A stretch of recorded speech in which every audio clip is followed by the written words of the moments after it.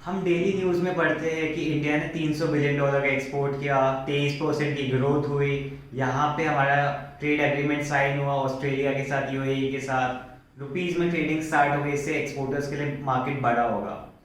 But क्या सही में ये इतना पॉजिटिव मार्केट है कि बस ये न्यूज़ के बारे में?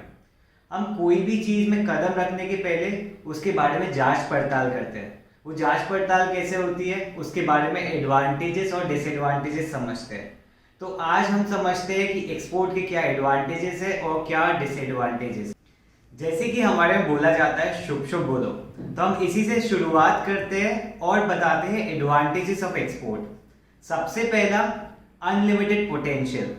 कोई भी प्रोडक्ट एक जगह एक्सपोर्ट नहीं होता है, एक कंट्री में कितने शहरों में एक्सपोर्ट हो रहा है और ऐसे ही 100-200 कंट्रीज में एक्सपोर्ट होता है कोई भी प्रोडक्ट। तो एक तो ये पोटेंशियल हो गया इन टर्म्स ऑफ मार्केट। दूसरा पोटेंशियल हो गया in terms of by product. कैसे?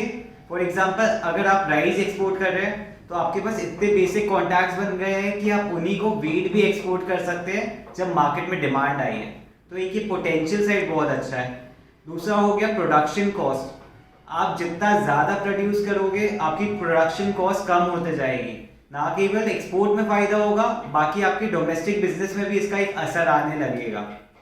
तीसरा, गवर्नमेंट इंसेंटिव्स। जीएसटी नहीं लगता एक्सपोर्ट में।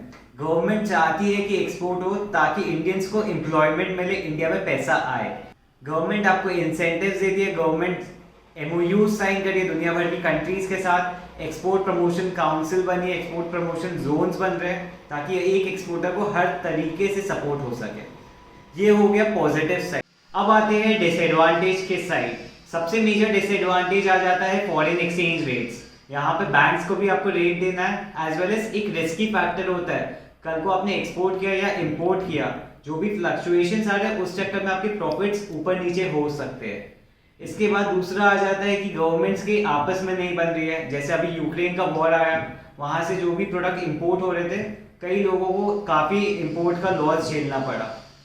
तीसरा हो गया complications in terms of payment. अगर आपने क्रेडिट दिया, आपके शहर में आदमी होता है, आप उससे पेमेंट वसूल करने में आपको सालों लग जाते हैं। सोचिए अगर आपने क्रेडिट में दिया दुबई के किसी को, तो वहां से पैसा कैसे आएगा? So there is a complication in this. इसके बाद आ जाती है एडमिनिस्ट्रेशन कॉस्ट, कि अगर आप एक्सपोर्ट करें तो एक मार्केटिंग बजट बढ़ जाएगा। अगर आप एक्सपोर्ट करें तो हल्का सा investment will be more than the domestic business in any ways. तो ये हो गए पॉजिटिव और नेगेटिव साइड। अब आप अपने हिसाब से डिस्कस कीजिए अपनी फैमिली और फ्रेंड्स के साथ कि क्या ये आपके लिए सूटेबल है ये वाला बिजनेस की नहीं। Thank you.